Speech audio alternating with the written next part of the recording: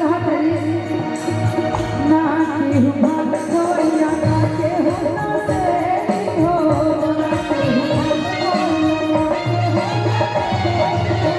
ना केहू जीना माला ना केहू ना से हो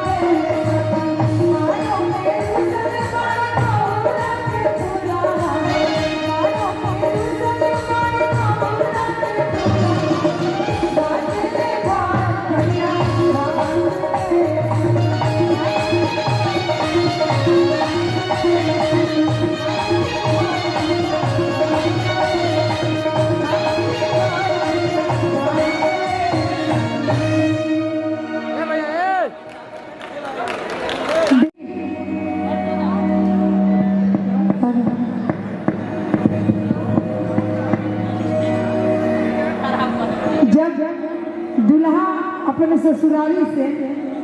घरे आवे तो माई बहन ही देख कि बबुआ के का हमार मिलल है ससुराल से कतना आदमी के नाम मिलेला तो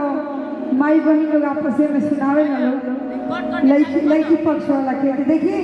यही में बात कि समथिंग करी आवत रही